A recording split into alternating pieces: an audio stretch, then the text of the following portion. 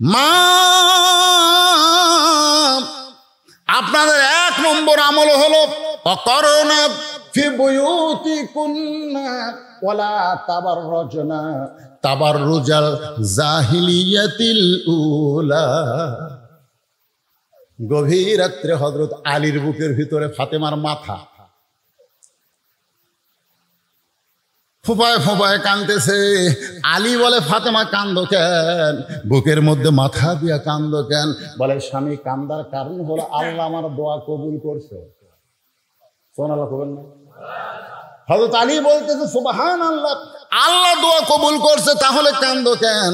ফাতেমা বলে, স্বামী গো, কি দোয়া আল্লাহ কবুল করছে এইটা কি আপনি শুনবেন না? আলী বলতেছে, তাহলে বলো কি দোয়া আল্লাহ কবুল করলো? ফাতেমা বলতেছে, আল্লাহ আমার পর্দার দোয়া কবুল করেছে। আমি দোয়া করেছি, আল্লাহ এই ফাতেমাকে পর্দার মধ্যে তুমি মৃত্যু দিও। আল্লাহ তাআলা বলেছে, ফাতেমা তোমার দোয়া আমি কবুল করে নিলাম। আলী বলতেছে, তাহলে খুশি হওয়ার কথা, কান্দো কেন? খুশি হওয়ার কথা, কান্দো কেন? সারা জীবন যেই ব্যক্তি পর্দা করেছে, মরার সময় তো সে পর্দার ভিতরেই মরবে। কারণ যারা পর্দা করে না তাদের কথা আলাদা, কিন্তু যে ফাতেমা পর্দা করেছে আমি স্বামী হিসেবে তো জানি, তাহলে তুমি পর্দার মধ্যে মরবে, আল্লাহ কবুল করেছে, তাহলে কান্দার কারণ কি? ফাতেমা বলে, স্বামী গো, সেই দোয়া কবে কবুল হয়েছে সেইটা কি শুনবেন না? আলী বলতে যে, কবে সেই দোয়া কবুল হয়েছে? ফাতেমা বলে, স্বামী মনে কষ্ট নেবেন না, মন খারাপ করবেন না, আজকে গভীর রাত্রে পর্দার ভিতরে ফাতেমার মৃত্যু হবে। যে বলেছে আজকে গভীর রাত্রে পর্দার মধ্যে ফাতেমার মৃত্যু হবে, দাঁত যেরকম গোড়া কাটলে পড়ে যায়, হযরত আলী তেমনি পড়ে গেলেন ঘরের মাঝায়। মা ফাতেমা মুস্কি মুস্কি হাসতেছে, মুস্কি মুস্কি হেসে স্বামীর কপালে একটা চুমা দিয়ে বলে, স্বামী গো, আমি আমার বাবার কাছে শুনেছি আপনি হলেন আসাদুল্লাহিল গালিব। আমার বাবা বলেছে, আলী শুধু আলী না, আলী হচ্ছে আল্লাহর সিংহ। ধরে কান সুবহানাল্লাহ।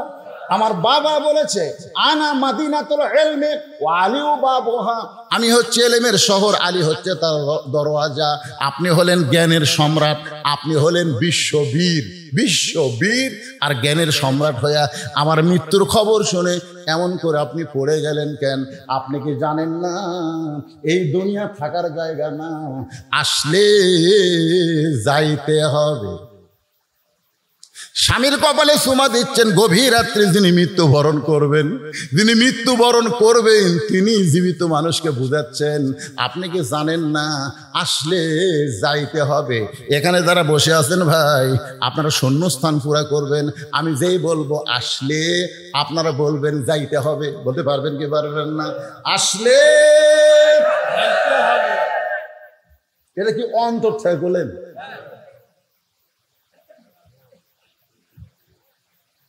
যেতে তো হবে, কিন্তু সেটা কখন রে? এরা টাইম দিলে যে বদরশিদ তুই আর বছর 3 থাকি, তাও একটা মজা পাওয়া যেত। আমি আর বাংলাদেশে থাকতাম না, যে ভাবি হোক মক্কার যেতাম, বেঁচে ঠেলে সব বেঁচে মক্কা মদিনা চলে যেতাম। 3 বছর আর এই দেশে তুমি থাকবো না ভাই, ওটি যায় খালি 1 লক্ষ টাকা সব, 50,000 সব ধরে কন্ট্রাক্ট না। আমি যা কামার আঙ্গিনাত কোরআন খতম দেই, একজন কয় হুজুর আপনি পাগলা হতো, চলেন তো হোটেল, চলেন। আমি পাগলা? এখানে একবার আলিফ বললে বাংলাদেশে হবি 10 সোয়াব, আর এটি 10 লাখ হবি। কারণ এখানে একটা আল্লাহ বললে 10 লক্ষ, 1 লক্ষ বার আল্লাহ বলার সোয়াব হবে। ধরে করে সুবহানাল্লাহ।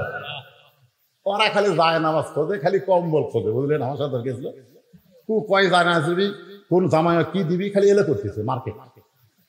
আর আমি দূর পড়ি মদিনায়, মক্কা পড়ি কোরআন। ধরে কোন সুবহানাল্লাহ। কে ভাই টাইম আছে কতক্ষণ? আমি জানি টাইম, আপনারা কি জানেন? তাহলে অন্তর থেকে যুবকরা হাসো না। এই বছরে দেখছি বুড়ার চাইতে এই যে R15 এমন সব মোটর সাইকেল পাশে, বুঝলে? আমি এক বেটির বাপের বাড়ির যাই, দেখি পিছন দিকে সিট উঠছে, এই টাঙ্কির একটু দোপা, দোপা মানে নিচে, পিছন দিকে উঁচে। আমি বললাম, কে ভাই মোটর সাইকেল? জামাই দিছে হুজুর। এইরকম কেন? দেখে শুনে নিছি, আমার টাকাতে মোটর সাইকেল কিনছি, জামাই থাকবি নিচে, আর আমার বেটি থাকবি উঁচা, পিছন থেকে উঁচা দেখতেছেন না, উঁচার উপরে। আমার জামাই যখন মোটর সাইকেল চালাবে, আমার মেয়ে তখন ওর ঘাড়ের উপর হাত দিয়ে থাকবে। জনগণ বুঝবে টাকা নিয়ে মোটর সাইকেল নিলে নিচেই থাকা লাগে। ধরে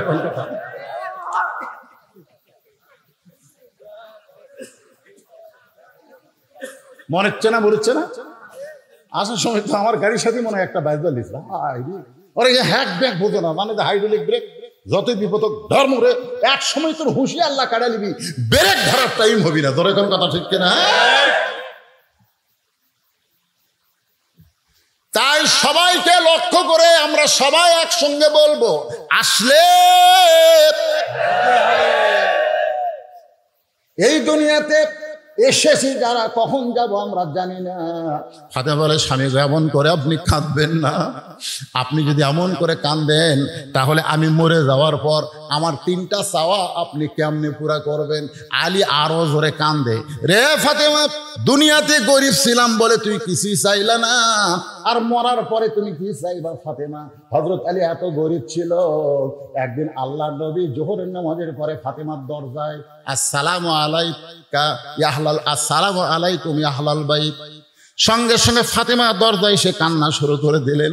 রাসূল বলে, ফাতেমা, আমি কিন্তু দরজা থেকে তোর ঘরের মধ্যে দরজার বাইরে কান্না শুনতে পাচ্ছি। ফাতেমা বলে, বাবা ফেরত যান, আমি দরজা খুলতে পারবো না। আল্লাহ রাসূল বলে, ফাতেমা একটু দরজা খোল, আমি তোর এক নজর দেখবার চাই। ফাতেমা কান্দের বলে, বাবা এখন যেই পোশাক আমার পরনে আছে, এই পোশাক পরে আপনার জন্য দরজা খুলতে আমার বড় শরম লাগতেছে। আল্লাহ নবী চলে গেলেন।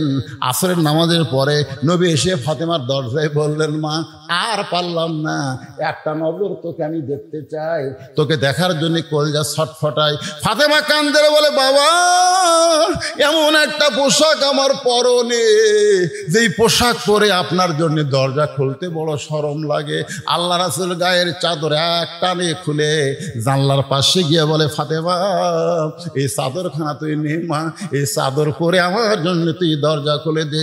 নবীর গায়ের চাদর ফাতেমার শরীরে জড়ায়া আল্লাহ নবীর জন্য, বাবার জন্য দরজা খুলে দেয়। নবী তাকায় দেখে ফাতেমা বাবার মুখের দিকে তাকায় না, মাটির দিকে তাকায় আছে।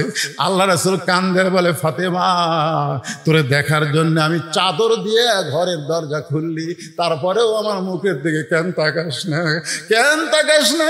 যেই মাত্র ফাতেমা নবীর মুখের দিকে তাকাইছে, আল্লাহ রাসূল বলতে, ফাতেমা এত সুন্দর তোরে লাগতেছে, চোখের তলে কি সুরমা দিয়েছিস মা? কি কালিমা, কি সুন্দর কালো লাগতেছে।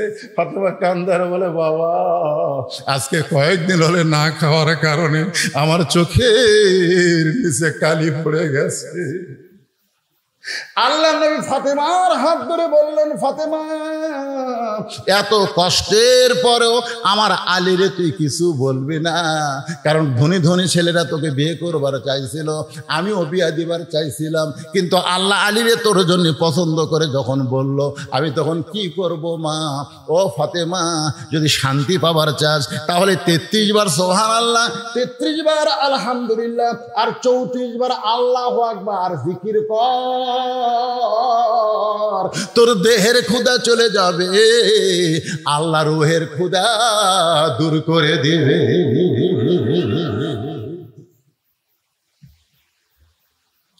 আলী কান্দার বলে, ফাতেমা দুনিয়ার জীবনে কিছুই দিবার পারলাম না, আর তুমি মরার পরে কি চাইবা ফাতেমা?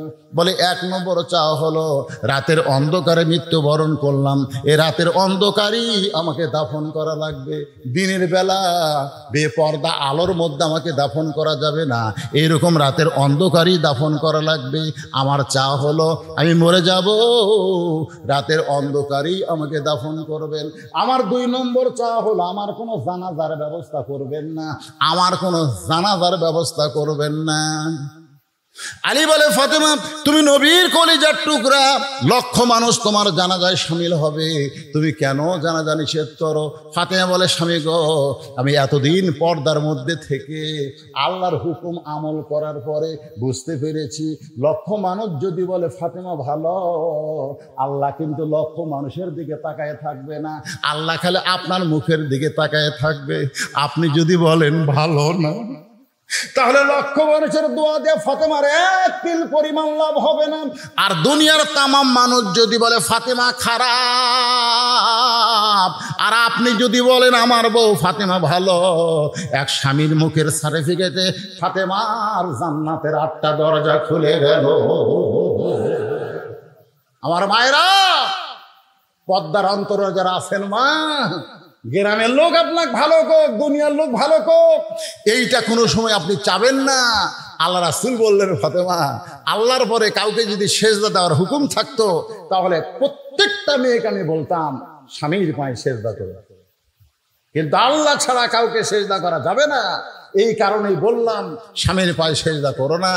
কিন্তু বুঝে নাও, মেয়েদের কাছে আল্লাহর পরে সবচাইতে যে দামি সেই হলো তার স্বামী। ধরে কোন স্বভাব। আমার মায়ের একটু মনোযোগ দিয়ে শোনেন। ফাতেমা 3 নম্বর দাবি করলেন, স্বামী গো, আমার লাশটা কিন্তু খাটনিতে তুলবেন না, আমার লাশটা খাটনিতে তুলবেন না। আমি ফাতেমার দেহের ওজন কত এটা দুনিয়ার কোনো মানুষ যেন বুঝবার না পারে। সুবহানাল্লাহ। বর্তমানে যে খাটনি কান্দে নেওয়ার 4 জন, সে 4 জন তো আমার নাই।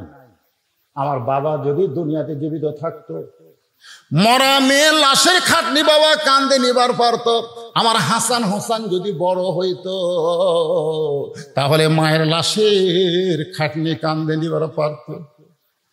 6 মাস আগে আল্লাহর নবী দুনিয়া থেকে বিদায় হয়ে গেছে। আমার হাসান হোসেন এত ছোট। ও গো স্বামী, আমার লাশটা শুধু আপনি কান্দে নিয়া ওই জান্নাতুল বাকির পূর্ব কোনায় এই যে হজ করেছেন আমার বাবাজি, আল্লাহ আমাকেও করাইছেন, আপনিও তো করছেন। জান্নাতুল বাকির পূর্ব কোনায় সবুজ রঙের একটা বাতি জ্বলতেছে, ওই বাতি বরাবর আমাকে দাফন করে দেবেন। আপনি কবর খুঁড়তে না পারলে কাউকে বলবেন সে যেন কবর খুঁড়ে দেয়, সে যেন দুনিয়ার কারো কাছে কবরের খবর না জানায়। হযরত আলী গভীর রাত্রে আবু যর গিফারির জানলার কাছে ফসফস করে কাঁদতেছে। আবু যর গিফারি ঘুম থেকে চেতন পায়, বাইরে এসে দেখে পৃথিবীর শ্রেষ্ঠ বীর আসাদুল্লাহিল গালিব কান্দা। আবু যর বলে, আলী রে, বহু যুদ্ধ তোর সঙ্গে করলাম, কোন যুদ্ধে তোকে পরাজিত হতে দেখি নাই, কিন্তু আজকে কেন কান্দিস? কি দুঃখ তোর জীবনে, কোন যুদ্ধে তুই পরাজয় বরণ করলি? আলী কান্দের বলে, আবু যর, জান্নাতুল বাকির পূর্ব কোনায় সবুজ রঙের একটা বাতি জ্বলতেছে, ওই বাতি বরাবর একটা কবর কর। আবু যর গিফারি বলে, আলী কেউ মরে নাই, কার জন্য কবর করব?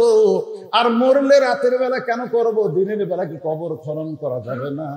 আলী বলতেছে, আবু যর, একজন পর্দানিশী গভীর রাত্রে মৃত্যুবরণ করবে, আবার গভীর রাত্রি তাকে দাফন করা লাগবে। আবু যর গিফারি বলে, আলী রে, সেই পর্দানিশী কে গো? তার কি তোমার নাম জানা নাই? সেই পর্দানিশী কে, তার নাম কি তুমি বলবা না? আলী বলতেছে, আবু যর, 6 মাস আগে আমার 2টা সন্তান নানা হারাইছে, আজকে 6 মাস পরে হাসান হোসেন আবার মা হারাবে। 6টা মাস খালি কাঁদতেছে নানা নানা বলে, আজকে আবার মা গভীর রাত্রে দুনিয়া থেকে বিদায় নেবে। আবু যর গিফারি কোদাল নিয়ে কবর খুঁড়তে গেছে, তাকায় দেখে বাতি জ্বলতেছে। যে বাতি জ্বলতেছে এই বাতির কোনো তার নাই, বাতির কোনো সুইচ নাই, বিনা তারে বিনা সুইচে আল্লাহর হুকুমে বাতিখানা জ্বলতেছে। বাজান একটু খেয়াল করবেন, বাতির আলো গোলাকার হয়ে পড়ে, কিন্তু 4 কোনা কবরের মতন পড়েছে। ওই আলোর মধ্যে আবু যর গিফারি কোদাল দিয়ে কবর খোঁড়া শুরু করলো। এক সময় আবেগে বলতেছে, কবর রে, দিনের বেলা খুঁড়তে আসলাম না, রাতের বেলা খুঁড়তেছি, তুই কি জানিস তোর মধ্যে কাকে রাখা হবে? কবর। নবীর মেয়ে হওয়ার পরেও নবী যাকে মা বলে সম্মান করেছে, সেই ফাতেমার কবর হবে। খবরদার বেয়াদবি করিস না। আবার 2 কোদাল মারার পরে গেলে, কবর রে, জান্নাতের যুবকদের সর্দার হাসান হুসেনের মায়ের কবর হবে, খবরদার বেয়াদবি করিস না। আবার কোদাল মাইরা কয় আসাদুল্লাহিল গালিব আলীর বিবির কবর হবে, খবরদার কোনো বেয়াদবি করিস না। এই বলে আবার যখন কোদাল মারতে চাই, এমন সময় কে যেন বলতেছে ফাতেমাকে লক্ষ্য করে নয়, আমরা যারা মারা যাব সবাইকে লক্ষ্য করে বলা হচ্ছে। অনেকে বলে হুজুর এই কথা কি ফাতেমাকে বলা হয়েছে? আসলে ফাতেমা না, এই কথাটা দুনিয়ার তামান মৃত্যু যাত্রীকে বলা হয়েছে। কবরের ভিতর থেকে আওয়াজ আসতেছে আবু জর, কার মেয়ে, কার মা, কার বেবি, এইটা কবর দেখবে না। কবরের পাথেও জোগাড় করে যদি কবর আসতে পারে, কবর তার জন্য জান্নাতের ঘর হয়ে যাবে। আর কবরের পাথেও জোগাড় না করে যদি কবরে আসে, কবর তার জন্য জাহান্নামের গর্ত হবে। এই কথা শোনার পরে আবু যর গেফারি আর কোদাল মারতে পারে নাই। মা ফাতেমাকে গভীর রাত্রে হযরত আলী নিয়ে এসে আবু যর গেফারি আর জান্নাতুল বাকির মধ্যে নাই, গোপনে তাকে দাফন করে আল্লাহর কাছে দুই হাত তুলেছে। আল্লাহ, আল্লাহ আমার বিবিকে আমি দুনিয়াতে সুখ দিবার পারি নাই, কোনো কিছু আমি করতে পারি নাই। আমার বিবিটা আমাকে কোনোদিন কষ্ট দেয় নাই, আমি কষ্ট পাবো এমন কথাও কোনোদিন বলে না। আমার পর্দা নিচে ফাতেমাকে তুমি কবুল করে নিও আল্লাহ। এই দোয়াটা করে যখন হাতটা চোখে মুখে এভাবে মুছতেছে, তাকায় দেখে সামনে কয়েকটা পুরাতন কবর দেখে। এই মাত্র ফাতেমাকে কবর দেওয়া হলো, সেই কবর আর নাই, শুধু পুরাতন কবর। কোথায় ফাতেমার কবর? এই মাত্র কবর দিলাম। কি হযরত আলী দৌড়ায় বলে ফাতেমার কবর, এখনই কবর দিলাম, সেই কবর কোথায় রে? কোথায় ফাতেমার কবর? কে যেন বলে আলী। কি হবে দৌড়ায়া, কি হবে খুঁজিয়া আলী রে? ফাতেমা ছিল আমার পর্দা নিশি, আমি আল্লাহ জোহরা ডিগ্রি দিয়া ফাতেমার কবরটাকে কিয়ামত পর্যন্ত পর্দা করে দিয়েছি। সাইয়্যিদাতুন নিসা আহলুল জান্নাহ, ও মা বোনেরা, জান্নাতি নারীদের সর্দার হবে ফাতেমা। সেই ফাতেমার যদি সিগনেচার নিতে চান, ফাতেমার সঙ্গে যদি জান্নাতে থাকতে চান, তাহলে মাত্র 4টা আমল আপনারা করবেন মা। 1 নম্বর হলো পর্দা, 2 নম্বর হলো নামাজ, 3 নম্বর হলো রোজা, আর 4 নম্বর হলো স্বামীর কথা মতো চলা, স্বামীকে খুশি করা। এই 4টি আমল যদি করতে পারেন মা, আপনাদের আর কোন আমল করা লাগবে না। ফাতেমার সাথে আল্লাহ আপনাদের জান্নাত দিয়া দিবে। আপনারা বলেন মেয়েরা কি বেজার হবে? যাকবারে হুজুর আমাকে ওয়াজ করতে হবে। এখন মুসা আলাইহিস সালাম মৃত্যুকে পছন্দ করার 3 নম্বর কারণ বলবো। এই কারণ শুনবেন, এরপর আমরা সম্মিলিত সবাই মিলে মোনাজাত করব। তাতে যদি আরো কিছু সময় লাগে, সমস্যা আছে?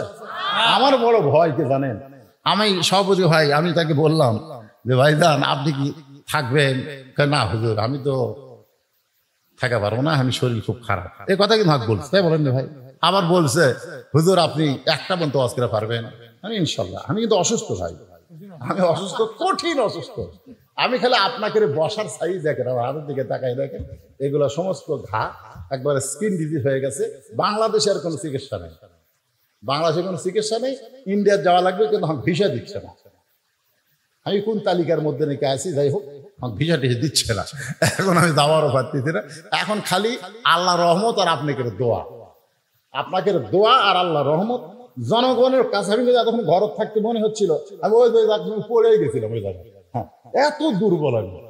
কিন্তু আপনাকে এই জায়গাতে আমি জীবনে আছি, উল্লাহ পড়ে এত ওয়াজ করছি, কিন্তু আপনাকে এই সোনার জায়গা আর কল যা ভরে গেছে। ঘড়ির দিকে তাকায় দেখে 1টা পার হয়ে গেছে। এরপরও মানুষগুলো এমন ভাবে বসে আছে মনে হয় কেবল রাত 8টা বাজতেছে। ধরে কোন কথা ঠিক কিনা? এই যে একটা সুন্দর অবস্থায় আমার মতো অসুস্থ মানুষ আপনাদের সামনে ওয়াজ করলাম। মুসা আলাইহিস সালাম মৃত্যুকে ভালোবেসে যে 3 কারণে, তার 2টা কারণে বলছি। এখন মুসা আলাইহিস সালামকে আল্লাহ বলতেছে, মুসা তুই ভুলে গেলে আমি তো ভুলিনি। ওই 3 ব্যক্তির কথা। যেরকম কয় ব্যক্তি? আপনারা হয়তো ভুলে গেছেন, কিন্তু আমি তো ভুলিনি। আমার আগে আমার জামাই কি ওয়াজ করলো, বৌদিশের জামাই যে জায়গাতে যায় ওয়াজের মূল টার্গেট কিন্তু ঠিক থাকবে। যেরকম কথা ঠিক কিনা? কারণ আমার ওয়াজ যারা শুনছেন আপনাকে আমি কোনোদিনও ফাঁকি দেইনি। ওয়াজের এক ডাল বেড়ে করে থুয়ে চলে গেল, ভাই অন্য জায়গায় যাবেন, অন্য জায়গায় যাবেন কিরে, আমি বাড়ি যাওয়ার পারবো কিনা তারই গ্যারান্টি নাই। যেরকম কথা ঠিক কিনা? এই জন্য যেখানে যে আলোচনা করি ওখানেই শেষ করে দিই, সমাপ্তি করে দিই। তো মুসা আলাইহিস সালাম বলতেছে, আল্লাহ তাহলে 3 জনের খবর কি? আল্লাহ বললেন, যে ব্যক্তি ধনী হসে গরিব হবার চায় ওরে বলো ও যেন আল্লাহ শুকরিয়া কমে দেয়। ও বলবে আমার বাড়ি আমার ঘর, এটা আল্লাহর কিছুই নেই। ও বলবে ওই যে দেখতেছেন না হুজুর, ওই পুকুর আমার, ওই সাইডে যে জমিগুলো দেখতেছেন এগুলো সবই আমার, ওই পিছনে যা দেখতেছেন ওগুলো আমার, সামনে যা দেখতেছেন আমার ভাইয়ের, আমার চাচা, এলাকার মধ্যে কারো পা দেওয়ার জায়গা নেই। তো সবই যদি তোমাকে হয় আল্লাহর, তোকে আল্লাহটা দেখতে গেলে 2 মিনিট হাঁটা লাগবে। 2 মিনিট হাঁটা মসজিদের সামনে যা বলতেছে এখানেও আল্লাহর কিছু ছিল না, এখানেও আল্লাহর কিছু ছিল না। আমার চাচা দয়া করে আল্লাহ 10 শতক দান করছে, আর আমরা দয়া করে সিমেন্ট দিয়ে ইটে দিয়ে টাকা দিয়ে আল্লাহ ঘর বানা দিদি হুজুর। এরাই আল্লাহ, এরা হচ্ছে না শুকরি। তুমি তো তাকে বলবা যে আমার যে টাকা পয়সা আছে এগুলার মালিক আমি, এ যেন আজ থেকে আলহামদুলিল্লাহ আল্লাহ শুকরি আদায় না করে, না শুকরি করলেই অসম্পদ কমে যাবে। মুসা বলে, আল্লাহ তাহলে যে মেয়েটা রাস্তায় কাঁদতেছে, যার বাড়ি ঘর নাই, সহায় সম্পত্তি নাই, তাকে কি খবর দিব? আল্লাহ বলে তাকে খবর দিও, ও যে অবস্থায় আছে সে অবস্থায় যেন আমি আল্লাহর শুকরিয়া আদায় করে। কি রে ওই আছে এমন একটা বাড়ির পানি হলে পানি পড়ে, রোদ উঠলে আগে বাড়ির মধ্যে রোদ আসে, খাওয়ার নাই কিছু নাই, ওই অবস্থা আলহামদুলিল্লাহ পাওয়া যায়? মুসা বলতে আল্লাহ তাহলে 3 নম্বর লুলা পঙ্গ, হাতও নাই পাও নাই, কাঠের ডুমার মতন খালি গড়ায়, ওই ব্যক্তি বলছে দুনিয়াতে আল্লাহ আমারে কেন পাঠাইছে, আমার কি কাম? আল্লাহ বলে খবর দিও জাহান্নামের একটা ছিদ্র আছে, ওকে দিয়ে আমি জাহান্নামের ছিদ্র বন্ধ করব। মুসা বলে, আল্লাহ কি করলেন? কিসের ছিদ্র? আল্লাহ কয় তুই কানে কম শুনিস, জাহান্নামের ছিদ্র বন্ধ করবো রে। মুসাকে আল্লাহ এটা একটা আমার কথা হলো, দুনিয়াতেও হাত পাও দিলেন না, আমার মরার পরে জাহান্নামের ছিদ্র বন্ধ করবেন, এইটা কেমন খবর? আল্লাহ কয় আমি হলাম খবর সৃষ্টিকারী, তুই হলেও খবর দেনিওয়ালা। নবীরা হবে খবর দিবে, আল্লাহ হচ্ছে খবরের মালিক। আসল খবর কার? আরো জোরে বলেন। দুনিয়াতে যত খবরই আপনারা দেখেন, যত খবরই পড়েন, এগুলো একটাও সত্য খবর না, আসল খবর হলো আল্লাহর কোরআন। জোরে বলেন কথা ঠিক কি না? এই জন্য কোরআনের এক নাম হলো খবরে ওয়াহিদ। 1 নম্বর খবর জালিকাল কিতাবুল লা রাইবা ফিহি, যার মধ্যে কোনো সন্দেহ নাই। জোরে কোন কথা ঠিক কি না? এখন যাওয়ার সময় ধ্বনি পড়ছিল, আসার সময় কে বলবে? বুঝতে পারছেন না? লুলে যাওয়ার সময় শেষে, আসার সময় আগে। খালি চিন্তা করতেছে আমি কিভাবে কই, বিপদ না? এই খবর দেওয়া একটা বিপদ না? তো পঙ্গু বলতেছে, আল্লাহর নবী কি খবর?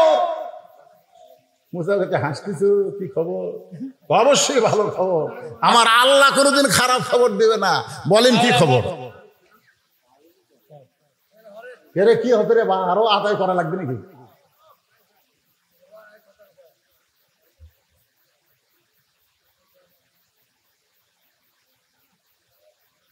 আচ্ছা, মানে এটা দেওয়া মানে, আর আপনারা সবলিক মনোরথ দিবেন না, না আপনি যখনই শেষে কালেকশন দিবেন একটা দেখুন 2 মিনিট দিলে এরা এত জোরে দৌড় মারবি, বান্দর হলে ম্যাচ খুলে দেবে। জোরে কোন কথা ঠিক না?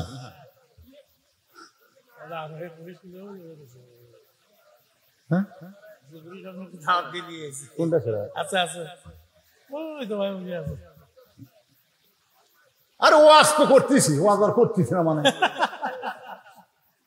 আপনারা কোন তো, আমি যে এখানে টেসে যাচ্ছি, টেসে আদার পথে আমি নিঃশ্বাস নিচ্ছি, খালি টানে মারতেছি না। কোন প্রত্যেক ওয়াজ আমার শুনে দেখবেন একটু গল্প করি, একটু হাসাই, একটু মানে একটু দম খাই আর কি। একটু সল্লি আলা মারি, কিন্তু আজকে কোনো দম আছে, খালি এক টান আওয়াজ করতেছে। তো কি বলতে চাচ্ছি শোনেন, এই কথাগুলো অত্যন্ত গুরুত্বপূর্ণ কথা। যেরকম কি বন্য গুরুত্বপূর্ণ। এখন লুলা বলতেছে আল্লাহর খবর কোনোদিন খারাপ হবে না। মুসা বলতেছে যে খবর দিছে শুনলে তুই সহ্য করে পারবো না। বলে তাহলে আপনার বলতে অসুবিধা কি? আমি সহ্য করবো না পারলে আমি পারবো না, আপনি খবর দিতে কি? মুসা বলতেছে জাহান্নামের একটা ছিদ্র আছে, ওই ছিদ্র আল্লাহ তোকে দিয়ে বন্ধ করবে। সঙ্গে সঙ্গে লুলে চিল্লায় বলে আলহামদুলিল্লাহ। মুসা কই করে তোকে আমি জান্নাতের কছি না জাহান্নামের কছি? আপনি যা করেন। এতদিন আমি মনে করতাম আমার কোনো দাম নেই, এখন বুঝতেছি আমারও দাম আছে। কারণ আমি জানি জান্নাতেরও মালিক যিনি, জাহান্নামের মালিক তিনি। তো জাহান্নামে তো আমার একটা জায়গা আছে রে, একটা ছিদ্রের মধ্যে তো আমার জায়গা আছে। এই জন্য আলহামদুলিল্লাহ। মুসা কয় পাগলার সাথে কথা কয় আমার লাভ নাই, আমি সামনের দিকে যাই। সামনের দিকে যাইতে আল্লাহ বলে হ্যাঁ মুসা পঙ্গুর দিকে একবার তাকা। মুসা নবী তাকায় দেখে সুদর্শন একটা যুবক। মুসা বলে রে পঙ্গু তুমি সুদর্শন যুবক কেমনে হলা? বলে আল্লাহর শুকরিয়া আদায় করার কারণে। লাইন শাকারতুম লাযিদান্নাকুম, আল্লাহ তাআলা আমাকে সৌন্দর্যের নিয়ামত দান করেছে। এবার বুড়ির সাথে দেখা, মহিলার সঙ্গে দেখা। ওগো আল্লাহর নবী আমার খবর কি? বলে যে অবস্থায় আছেন আলহামদুলিল্লাহ কম। বুড়ি কয় তোর মাথা খারাপ, তুই কিসের নবী রে? এই অবস্থায় কোনোদিন আলহামদুলিল্লাহ বলা যায় না। যারা খাবার নাই, বাড়ি নাই, ঘর নাই, সহায় সম্পত্তি নাই, আমি আলহামদুলিল্লাহ বলতে পারবো না। মুসা বলতে তোমার বাস তুমি করো। এই কথা বলে যখন সামনে যায় আল্লাহ বলে মুসা তাকায় দেখ। মুসা নবী তাকায় দেখে একটা আচমকা ঝড়ে যা ছিল সেটাও নাই। এবার ধনী লোকের সঙ্গে দেখা। ওগো আল্লাহর পয়গাম্বর আমার খবর কি? বলে যত সম্পদ আছে এই সম্পদ কার? বলে আল্লাহর। তাহলে তুমি ধনী হইলা কেমনে? বলে আল্লাহ আমাকে ধনী করে নাই, এগুলা দেখাশোনার দায়িত্ব দান করেছে। এত সম্পদ আমি আর দেখাশোনা করতে পারবো না গো, এজন্য আমার সম্পদ যেন আল্লাহ কমায় দেয়। এই কথা আপনি কি খবর পাইলেন? মুসা বলতেছে আল্লাহ কইল ওকে না শুকরি বান্দা হওয়া লাগবে।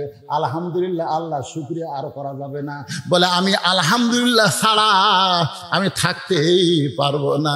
মুসা বলতেছে যে আল্লাহর শুকরিয়া আদায় করবে তার সম্পদ বাড়তে পারে। আমাদের সাহাবীর মধ্যে ওসমান গনির সম্পদ ছিল, কিতাবের মধ্যে আছে এত সম্পদ ছিল যার গুদামের চাবি টানতে 70টা উট লাগতো। কিন্তু কিন্তু কোনোদিন বলে নাই এই সম্পদের মালিক আমি। কোনোদিন বলে নাই এই সম্পদের মালিক আমি। যতবার হাত তুলতো ততবার বলতো আল্লাহ তোমার সম্পদ তুমি আমাকে নিয়ামত স্বরূপ দান করেছো, আমি যেন নিয়ামতের শুকর আদায় করে সম্পদের যে হিস্সা সেটা যেন আল্লাহ রাস্তায় খরচ করতে পারি। ধরে কারণ সুবহানাল্লাহ। ব্যক্তি গিয়া দেখতেছে সন্ধ্যার সময় ওসমান গনি বাতির আলো কমায়। চিন্তা করে এত ধনী মানুষ এই সামান্য আলো কমাইতেছে, আমি এত গরিব আমার বাড়িতে আলো কিন্তু আমি তো কমাই না। খুবই কৃপণ, এত ধনী নবীতে কইল দান করবে, এর কাছে আমি দানের কথা কেমনে বলবো? রাসূলের কাছে গিয়ে বলি ইয়া রাসূলুল্লাহ ওসমান গনির মতো কৃপণ মানুষ আমি দেখি নাই। বলে তুমি তো অভাবী সেটা কি বলতে পারছো? বলে তার অভাব দেখে আমার অভাবের কথা আমি বলতে পারি নাই। যাও ওসমানের কাছে যাও। পরদিন সকালে বেলা এসে দেখে যেই বালিশে ওসমান গনি ঘুমায় তুলা বার হয়ে ঘরের মধ্যে পড়ে গেছে। সেই তুলাগুলো খুঁটায় খুঁটায় বালিশের খোলের মধ্যে ঢুকাইতেছে। গরিব বলে আল্লাহ রে, এরকম তুলে যদি আমার ঘরের মধ্যে পড়তো আমি সামটা দিয়ে ঝাড় দিয়ে ফেলে দিতাম, কিন্তু এত কৃপণ তুলাগুলো বালুচের মধ্যে তুলতেছে। নবীর কাছে গিয়া বলে ইয়া রাসূলুল্লাহ, এমন কৃপণ মানুষ আমি বলি নাই। বলে তুমি যে অহবের কথা বলছো, বল তার অবস্থা থেকে বলার সাহস পাই নাই। নবী বলে আবার যাও। পরদিন সকালে বেলায় গরিব সাহাবী আবার গিয়া দেখে ওসমান গনি খালি গায়ে বসে আছে। কোলের মধ্যে একটা জুব্বা, কয়েক জায়গায় ছিঁড়ে গেছে, সেলাই করবে, কিন্তু শুয়ের মধ্যে সুতা ঢোকাবার পারতেছে না। এইদিকে সুতা যায়, এইদিকে সুতা যায়, কিন্তু শুয়ের ছিদ্রের মধ্যে সুতা যায় না। গরিব কয়, ইচ্ছা করলে কোটি কোটি নতুন পাঞ্জাবি নিবার পারবি, এত সম্পদের মালিক হইয়া সামান্য একটা শুয়ের মধ্যে সুতা ঢোকার পারতেছিস না, জুব্বা সেলাই করবি কৃপণ। চিৎকার দেবে ওসমান ভাই। ওসমান বলে আসসালামু আলাইকুম, জোরে করে সুবহানাল্লাহ। গরিব বলে ভাইজান কি হলো? ওসমান বলে ভাই রে, চোখের জুতি কমে গেছে ভাই, এই জন্য শুয়ের মধ্যে সুতা ঢুকাবার পারতেছি না, তুই একটু সুতা ঢুকাইয়া দে। এবার সুতা ঢুকাইয়া দিছে। ওসমান গনি খফ করে হাত ধরে বলতেছে, এই যে শুয়ের মধ্যে সুতা ঢুকাইলি, এর বিনিময়ে তোরে কি দিব? গরিব বলে কিছুই দেওয়া লাগবে না, খালি হাত ছেড়ে দেন। কারণ গরিব জানি তিনবার যা দেখছি, এই কৃপণ আবার দিবে কি? ওসমান গনি বলে ম্যানেজার বলে হুজুর কি খবর? বলে তোরা তো জানিস না এই লোকটা আমার কি উপকার করলো, আমার ছেঁড়া জুব্বা সেলাই করার জন্য শুয়ের মধ্যে সুতা ঢুকায় দিছে, এর বিনিময় হিসাবে একে 100টা উট দিয়ে দে। গরিব বলে হুজুর আপনি কি কন, সামান্য শুয়ের মধ্যে সুতা ঢুকাইলে 100 উট। ওসমান গনি বলে ম্যানেজার 200 উট দিয়ে দাও। গরিব বলে হুজুর কি বলেন? ওসমান গনি বলে ম্যানেজার ফার্মে কত হবে? বলে 2000-এর সবগুলো দিয়ে দাও। গরিব জোর হাত করে বলে হুজুর আর কথা বলবো না, কারণ কথা বললি বাড়তিছে। তাহলে 3বার আমি কি দেখলাম? বলে কি দেখছো? বলে প্রথম দেখলাম আলো বেশি হয়েছে দেখে আলো কমাইলেন, তারপরে দেখলাম বালুস ফাটা তুলে পড়ে গেছে, সেই তুলা আবার ফুটাইয়া তুললেন, তারপরে দেখলাম শুয়ের মধ্যে সুতা ঢোকাবার পারতেছেন না। ওসমান গনি বলতেছে 3বার যেইটা দেখছো সেটার নাম হলো দুনিয়া, আর তোমারে যেইটা দিলাম সেটার নাম হলো আখিরাত। এই দুনিয়ার আলোর দরকার ওসমানের নাই, কারণ অন্ধকার কবর ওসমানকে ডাকতেছে। এই দুনিয়ার বালিশের দরকার ওসমানের নাই রে, কবরে কোনো বালিশ ওসমানের থাকবে না। এই দুনিয়ার ভালো পাঞ্জাবির কোনো দরকার নাই, কাপড়ের কাপড় ছাড়া ওসমান কিছুই নিয়ে যাবার পারবে না। কিন্তু তোরে যে 2000 উট দিলাম ভাই, এই 2000 উটের বিনিময়ে আল্লাহ যেন আখিরাতে ওসমান রে জান্নাত দেয়। সুবহানাল্লাহ কইলে হবে না। আমাকে বলছে হুজুর ওসমান গনির মতন কোন পাগলা যদি এখানে থাকে, আখিরাতের প্রাধান্য দিয়ে গোরস্থান মাদ্রাসার প্রতি যদি একটু মহব্বত করে, আমি বেশি কিছু চাই না ভাইজান। এই মাদ্রাসায় ছাত্র কয়টা? এই আবাসের ছাত্র কয়টা? 40 জন ছাত্রকে 40টা কোরআন শরীফ দেওয়া লাগে ভাই। এই হাজার হাজার মানুষের মধ্যে 40টা মানুষ আমি চাই একটা কোরআন শরীফ মাত্র 500 টাকা, এটা লগদ দাম, বাকি না। বাপ মার কবরকে জান্নাত বানানোর জন্য একটা ছাত্র হাতে একটা কোরআন শরীফ বাবদ 500 টাকা দিবেন। আপনি 500 টাকা দেওয়া মাত্রই আল্লাহ আপনার বাপ মার আপনার নিজের নামে একটা কোরআন দানের সওয়াব দিয়ে দিবে। এতগুলো মানুষের মধ্যে মাত্র 40 জন ব্যক্তি আসেন 500 করে টাকা নিয়ে, একটা 500 টাকা লোড দিবে, একটা কোরআন দানের সওয়াব হবে। 40টা ছাত্রের হাতে 40টা কোরআন আমি চাই। 40-এর বেশি দিলে আমি নেব না, মাত্র 40টা। যে হারে আসতেছে চাইবেন ভুল করলে। কয়টা দিলেন? 2টাই দিছে, মাশাআল্লাহ। একটা চাইছি ভাই আমার 2 কোরআন 1000 টাকা, আর একজন এক কোরআন শরীফ বাবদ 500 টাকা, আর একজন কোরআন বাবদ 500 টাকা, আর একজন আল্লাহর কোরআন বাবদ 500 টাকা দান করলো, আর একজন কোরআন শরীফ বাবদ 500 টাকা দান করলো। আপনি খালি চেয়ার মিশে মন খারাপ করবেন না, খালি গণেন তো 40টা হলে আসামো না করবেন না, বেশি দিলে মানুষ খেতে দেবে। আর একজন কোরআন বাবদ 500 টাকা দান করছে, আল্লাহ কবুল করেন।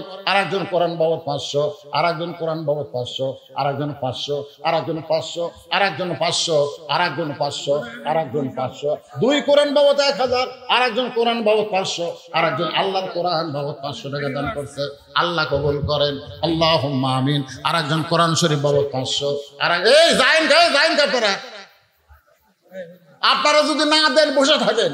আমি 40টা মানুষের কাছে চাইছি, আল্লাহ টাকা দেওয়ার জন্য এরা পাগলা হয় আর এরা বাড়ির যাওয়ার জন্য দৌড়ায়। এই পাগলারা রাস্তার মধ্যে যদি আজরাইল খাড়ায় থাকে, আমরা এখানে দোয়া করবো। আখিরে মনোযোগ, বাপ মা যাদের কবরে গেছে, আর একজন 500, আর একজন 500, আর একজন 500, আর একজন 500, আর একজন 500, আর একজন 500, আর একজন 500, আর একজন 1000 টাকা 2 কোরআন বাবদ, আর একজন 2 কোরআন বাবদ 1000, আর একজন 2 কোরআন বাবদ 1000। যাদের বাপ মা 2 জনই মারা গেছে, 2টা কোরআন দেন, আর যদি না পারেন একটা দেন। আর একজন 2 কোরআন বাবদ 1000 টাকা, আর একজন আল্লাহ তোমার কোরআন বাবদ 500 টাকা, আর একজন কোরআন শরীফ বাবদ 500, আর একজন 500 টাকা দান করছে। আল্লাহ কবুল করেন। আল্লাহ তোমার পাগল বান্দারা বারবার দান করার পরেও তোর আমার কোরআনের কথা শুনে এমন পাগল হয়ে গেছে, কোরআন শরীফ বাবদ 500 টাকা দান করলো। আল্লাহ দানকে কবুল করেন। আল্লাহুম্মা আমিন। মাত্র 40টা চাইছে ভাই, লেখালেখির দরকার নাই। এই লেখালেখি কেন? লেখালেখি না তো লগত লগত লগত লগত। আমি আর একটা কোরআন শরীফ 500, আর একটা কোরআন বাবদ 500, আর একটা কোরআন শরীফ বাবদ 500। এতক্ষণ চেয়ারম্যান 40টা করলই না রে, কয়টা হলো রে? আর একটা কোরআন বাবদ 500, আর একটা কোরআন বাবদ 500। আল্লাহ তোমার বান্দারা কোরআন শরীফ বাবদ দান করতেছে। তোমার নবীর এতিম মাদ্রাসায় যেই কোরআনে একটা হাফেজ হলো, আগামীবার 3টা হবে। সুবহানাল্লাহ। কোরআনের পাখি তৈরি করার কারখানা। গোরস্থানে যারা আছে এরা যা খুশি হচ্ছে ভাই। আসসালামু আলাইকুম ইয়া আহলাল কুবুর। সবাই বলেন আসসালামু আলাইকুম ইয়া আহলাল কুবুর। কবরের মধ্যে যারা আছো, এই হাফিজি মাদ্রাসার উসিলায় কবরকে আল্লাহ জান্নাতের টুকরা বানায় দাও করে কোন আমিন। মাদ্রাসা জীবনের বিনিময়ে হলেও আপনাদের টিকায় রাখতে হবে, ঠিক কিনা বলেন? হ্যাঁ, মাশাআল্লাহ। মাদ্রাসা এখনো টিনেরই আছে। মাদ্রাসা আশেপাশে বিল্ডিং হোক, কেউ মাদ্রাসার কেউ হুজুর টুজুর কেউ নাই, ঘুরে যাবে। ও মাশাআল্লাহ মাশাআল্লাহ। 2 কোরআন শরীফ বাবদ, তিনিও হাজি, তার স্ত্রীও হাজি, 2 জন একসঙ্গে হজ করছে। আবার 96 সালে ওনার বাবা হজ করে দুনিয়া থেকে চলে গেছে। 2 কোরআন বাবদ 1000, আর একজন কোরআন বাবদ 500, আর একজন কোরআন বাবদ 500, আর একজন কি আছে করা দরকার নাই, দ্বিতীয় থাক। আমরা আর কম না, কারণ টার্গেটে পুরা হইছে। আলহামদুলিল্লাহ। আমি যা চাইছি তার অনেক বেশি হয়ে গেছে। আর চামক এবারে তিতলে হয়ে যাবে। কি নাকের ফুলও দেয় মারে। ও মা, কোন জীবিত মেয়ে সহজে নাক ফুল খোলে না মা। আমার একজন মা নাকের ফুল করছে দান, আল্লাহ যে নিয়তে করছে দান আল্লাহ কবুল করেন। আল্লাহ তোমার একজন বান্দা 100 টাকা দান করছে, আর একজন 200 করছে। আপনারা 100-200 যেটা করবেন এটা দানের মধ্যে, এগুলো সিলিভার বলি না। আপনাকে শোনেন, আমি মাইকে বললেই যে কবুল হবে আর না বললে যে হবে না, তাই তা কিন্তু না। এই যে মনে করেন সন্ধ্যার সময় আপনাকে এলাকার বক্তা সোমান ভাই দীর্ঘ টাইম এই নাম বললো, আমি খালি ঘরের তা শুনতে তারকে এ হারে নাম বলে বলে দোয়া করলে তুই কয় টাকা আদায় করবি রে? নাম বলা লাগবে, এটি যে স্লিপ আছে, আমি খালি স্লিপ পরমান নাম কমো একটা 3টে বেঁধে যাবি, ধরে কোন ঠিক কেনা। কি দরকার রে নাম বলার? কি দরকার? কারণ যাদের বাপ মা কবরে গেছে, দাদাদের কবরে গেছে, তারা অবশ্যই গোরস্থানের মাদ্রাসাকে টিকায় রাখার জন্য দান করবেই, ধরে কোন কথা ঠিক কেনা। নাম বলার দরকার নাই। আপনি লেখার সাথে সাথে আপনার নাম কি এই কাগজ আছে জান্নাতের খাতায় আল্লাহ লিস্টি করে নিছে।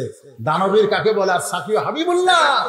আল্লাহ রাসূল বলেছেন যারা দান করবে তারা আল্লাহর দোস্ত হবে, ধরে কোন সুবহানাল্লাহ। আল্লাহ কানা ফাসিকান, যদিও সে ফাসিক হয়, যদিও সে নামাজ পড়ে না, রোজা করে না, কিন্তু দান করে, এই দান করার কারণে আল্লাহ তাকে মাফ করে দিবে, ধরে কোন সুবহানাল্লাহ।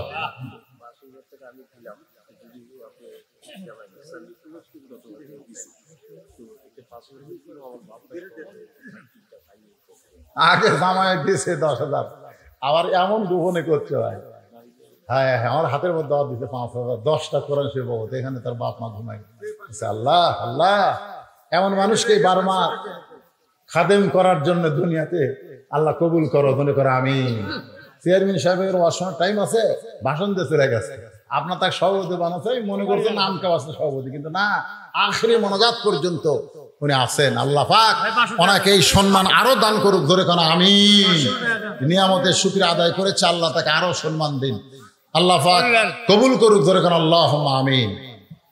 মুসা নবী বলতেছে আল্লাহ মৃত্যুকে ভালোবাসার 3 নম্বর কারণ হলো এই দুনিয়া ক্ষণস্থায়ী, আখিরাত চিরস্থায়ী। ক্ষণস্থায়ী দুনিয়াতে থাকতে আমার ভালো লাগে না, চিরস্থায়ী আখিরাতে যাইতে আমার ভালো লাগে। ধরে গান সুবহানাল্লাহ। আপনারা বলেন তো আপনাদের কাছে চিরস্থায়ী ভালো না ক্ষণস্থায়ী ভালো? এ কথা কোন, চিরস্থায়ী না ক্ষণস্থায়ী? কারণ দুনিয়া ক্ষণস্থায়ী। এক পলকের নাই ভরসা, কোন এক পলকের নাই ভরসা, মিশে সকল আশা, কখন বুঝি দারুণ ঝড়ে ভাঙবে তোমার বাসা, আমার হীরা মন পাখি আমার। এগুলা গান গাইলে গুনাহ হবে না রে পাগলারা, এগুলো সব কোরআন শরীফের গান। তোরে কোন সুবহানাল্লাহ। আমার হীরা মন পাখি আমার, প্রাণ প্রাণ পাখি, তোরে কোথায় রাখি পাখি রে, সবই মিশে আর ফাঁকি। কোন বনেরই পাখি তুমি, রুহের জগতে ছিল। ধরে কোন কোথায় ছিল? কোন বনেরই পাখি তুমি, কোন বনেতে আইলা, আবার কোন বনেতে যাইতে হবে, কেমনে ভুইলা গেলা। কোন বনেরই পাখি তুমি, কোন বনেতে আইলা, আবার কোন বনেতে যাইতে হবে, কেমনে ভুইলা গেলা। রুহের জগৎ থেকে তুমি দুনিয়াতে আইলা, আবার দুনিয়ার জগৎ ছেড়ে কবরের জগতে যাইবা, আবার কবরের ওই জগৎ ছেড়ে জান্নাত হবে তোমার ঠিকানা। আল্লাহ যেন কবুল করে। জোরে সরে বলে আল্লাহুম্মা আমিন। আস্তাগফিরুল্লাহ আল্লাযী লা ইলাহা ইল্লা হুয়াল হাইয়ুল কাইয়্যুম ওয়া তুবু ইলাইহি। আল্লাহুম্মা সাল্লি আলা মুহাম্মাদ। সবাই পড়েন আল্লাহুম্মা সাল্লি আলা মুহাম্মাদ ওয়া আলা আলি মুহাম্মাদ কামা সাল্লাইতা আলা ইব্রাহিম ওয়া আলা আলি ইব্রাহিম ইন্নাকা হামিদুম মাজিদ। আল্লাহুম্মা বারিক আলা মুহাম্মাদ ওয়া আলা আলি মুহাম্মাদ কামা বারাকতা আলা ইব্রাহিম ওয়া আলা আলি ইব্রাহিম ইন্নাকা হামিদুম মাজিদ। সবাই যাদের বাপ মা কবরে গেছে, অথবা বাবা গেছে, মা গেছে, অথবা বাপ মা দুইটাই কবরে গেছে, অথবা বাপ মা জীবিত আছে। বাপ মা জীবিত থাকা আল্লাহর নিয়ামত, কবরে গেলে আমরা হব তাদের জন্য নিয়ামত। জোরে কোন সুবহানাল্লাহ। হ্যাঁ, সবাই সবার জন্য দোয়া করব। আল্লাহর কাছে আমরা হাত তুলে আজকের মাহফিলের সম্মানিত সভাপতি চেয়ারম্যান সাহেব বক্তব্য দিবারই চাচ্ছিল না, কিন্তু এই ক্যামেরার কারণে, কারণ এই যে ক্যামেরা আলাদা দেখেন, এরা এত এত দুই একটাকে আমি দেখি এত বড় সিটার, এরা খালি প্রধান বক্তার ওয়াজ রেকর্ড করে। এর আগেকার বক্তা যতই ভালো ওয়াজ করুক সেগুলো কিন্তু করে না। এরা কয় আমার ইসলামের খেদমত করে। ইসলামের খেদমত করলে সব বক্তারই ওয়াজ করা লাগে। জোরে কোন কথা ঠিক কিনা? তাহলে ভাইরাল বক্তার ওয়াজ এরা তোলে, ভাইরাল বক্তা। বুঝলিস এই বন্ধুশীর নাম দেখি তো চলি দেখবি রে, এই আড্ডা তো আমার জামাই এর আগে যে কত সুন্দর ওয়াজ করলো ওটা তুলে দিলেন করছেন। হ্যাঁ হ্যাঁ, এইবার বোঝা যাবে। আমি সার্চ করবো। এতদিন আমরা শ্বশুর জামাই একসাথে ওয়াজ করি, এরা খেলে আমারটা তোলে। এই বুড়া রাত তুলে কি করবো রে? চলে মানে কি, এমন কোন বাংলাদেশের মানুষ নাই যাই বলছি তোর ওয়াজ শোনে। আমি খালি চিন্তা করি তোরা তো দেখিস নি মালটা যে কালো, ওয়াজ শুনতে ভালো কিন্তু দেখতে আমি কালো। ধরে কোনো কথা ঠিক কিনা? তারপরে মাশাআল্লাহ বয়স হয়ে গেছে, 37 বছর হলো ওয়াজ করতেছি। আমার সাথী বক্তাগুলো সবই মরে গেছে। সিদ্দিকুর রহমান যশোরী মারা গেছে, 107 বক্তা ছিলাম। আমার রেজাউল করিম কাউসারি ভাই মারা গেছে। তারপরে ভুয়া গা গেছিল বাগাবাড়ি, এরপরে ভুয়া গাতে আব্দুল কাদের সিদ্দিকী ভাই, আমার একই সাক্ষাৎ, ও মারা গেছে। আমার আলম ইয়া, তারপরে জাকারিয়া ভাই খুবই অসুস্থ। এই সব অসুস্থ হয়ে আছে, আমিও তো অসুস্থ। যাওয়ার অপেক্ষা আমরা সবাই আমরা যাব ইনশাল্লাহ। কিন্তু আমাদের যাওয়াটা যেন আজকের আলোচনা মোতাবেক মুসলমান হিসাবে আল্লাহর জন্য আল্লাহ কবুল করে। ধরে কোন আমিন। আল্লাহুম্মা আমিন। আল্লাহুম্মা আনতাস সালাম ওয়া মিনকাস সালাম তাবারাকতা ইয়া যাল জালালি ওয়াল ইকরাম। আয় আল্লাহ তাআলা, সেই মাগরিবের নামাজের পর থেকে এই গভীর রাত পর্যন্ত তোমার পাগল বান্দারা আরামের বাড়ি, আরামের ঘুম বাদ দিয়া, আরামের বিছানাকে ভুলে গিয়া এই জান্নাতের বাগানে বসে বসে কোরআন হাদিসের আলোচনা শোনার শেষে আমি গুনাহগারের সঙ্গে আখেরি মোনাজাতে রহমতের দরজায় ফকির হয়ে দোকানা হাত তুলেছি। আল্লাহ মেহেরবানি করে আজকের মাহফিল আমাদের সকলের হেদায়েতের জন্য, নাজাতের জন্য, জান্নাতের জন্য কবুল করে নাও। এই মাহফিলের শুরু থেকে শেষ পর্যন্ত যত আলোচনা হয়েছে আল্লাহ, এর মধ্যে ত্রুটি হলে ভুল হলে মাফ করে দিও। এর যা হাদিয়া মঞ্জুর করো। সোনার মদিনা রাসূলের রওজা মুবারকে আল্লাহ কবুল করো। মনে বড় আশা ছিল যাব মদিনা, সালাম আমি করব গিয়া নবীজির রওজায়। মনে বড় আশা ছিল যাব মদিনা। আল্লাহ বলে, ও আমার বান্দারা, মদিনায় যাবার না পারলে কি হবে? তুমি যেখানে থেকে নবীর প্রতি দরুদ সালাম পেশ করবে, আমার ফেরেশতা নবী রওজার পাশে তোমার নামে জমা দিয়া দেবে। আল্লাহ, তোমার রহমতের দরজা আরজ করি। বাবা আদম থেকে ঈসা আলাইহিস সালাম পর্যন্ত সকলের রূহ মুবারকে আল্লাহ তুমি কবুল করো। সাহাবায়ে কেরাম, উম্মাহাতুল মুমিনিন, শহীদ শহীদান, জান্নাতুল বাকি, জান্নাতুল মাওয়া সহ পৃথিবীর যত গোরস্থানে মুমিন মুমিনাত শুয়ে আছে আল্লাহ, সকার ওয়াফরে হাদিয়া কবুল করো। আল্লাহ, যে গোরস্থান উপলক্ষ করে আজকের এই মাহফিলের আয়োজন, আল্লাহ এই ছয়ঘরিয়া পূর্ণিমাগাতের গোরস্থানে যারা শুয়ে আছে আল্লাহ রে, ফিলিস্তিনের খবর পাচ্ছি, মুসলমানের কি হচ্ছে, আমেরিকার খবর, রাশিয়ার খবর, ইউক্রেনের খবর, কিন্তু আমার ঘরের পাশে বাপ মার কবর। এত কাছে থেকে এত দূরে কোনো খবর। উল্লাপাড়ার পিয়নো সাহেব থেকে ওসি সাহেব, আল্লাহ যারা মাহফিল করার ব্যাপারে কোনো বাধা দেয়নি, বরং অনুমতি দিয়েছে, আল্লাহ তাদের সকলকে তুমি কবুল করে নিও। সুবহান রাব্বিকা রাব্বিল ইজ্জাতি আম্মা ইয়াসিফুন ওয়া সালামুন আলাল মুরসালিন। ভুলে গেলে চলবে না, আমার মা বোনদেরকে আল্লাহ তুমি কবুল করো। আবেদা সালেহা পর্দা কবুল করে মৃত্যুর সময় আমাদের জবানে তুমি জারি করে দিও, লা ইলাহা ইল্লাল্লাহু মুহাম্মাদুর রাসূল।